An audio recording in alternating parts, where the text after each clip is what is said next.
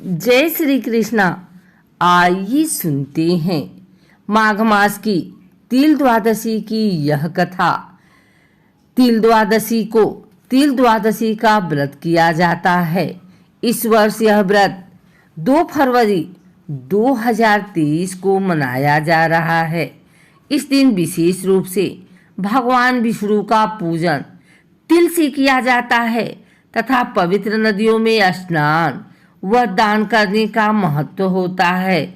वही इस बार अर्धकुंभ होने के कारण इसका महत्व और भी बढ़ रहा है, जिसे देखने के लिए न सिर्फ भारत बल्कि 7 समंदर पार से सैलानी आएंगे। रोशनी से नहाई हुई पंडालों की नगरी है और घंटा घड़ियालों के साथ गूंजते वैदिक मंत्र और धूप दीप की सुगंध से पूरा प्रयागराज महक रहा है। आस्था के इस महामेले में ही शाही स्नान और अन्य कई आयोजन हो रहे हैं। ऐसी धार्मिक आध्यात्मिक अनुभव शायद कहीं मिले। इस दिन मनुष्य को शुभ फलों की प्राप्ति होती है।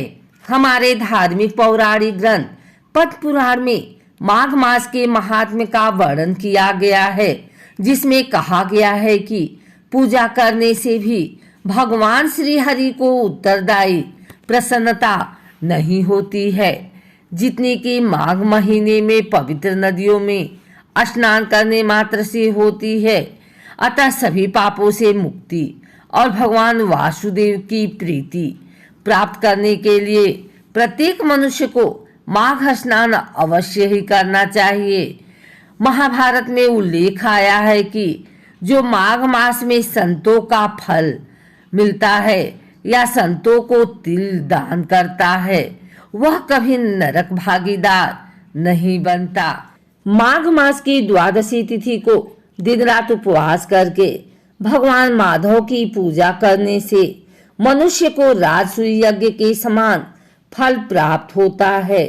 अतः इस प्रकार माघ मास में तिल द्वादशी का व्रत एवं स्नान दान की अपूर्व महिमा है। इस दिन ओम नमो भगवते वासुदेवाय नमः का जाप किया जाता है। वैसे तो शास्त्रों में माघ मास की प्रत्येक तिथि पर्व विशेष मानी गई है।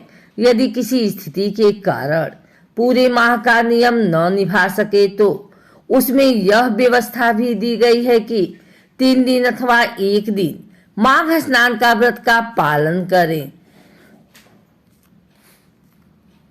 इतना ही नहीं, इस माह की तिल द्वादशी का व्रत भी एकादशी की तरह ही पूर्ण पवित्रता के साथ मन को शांत रखते हुए पूर्ण श्रद्धा भक्ति से करता है तो यह व्रत उस जातक के सभी कार्य सिद्ध कर उसे पापों से मुक्ति प्रदान करता है।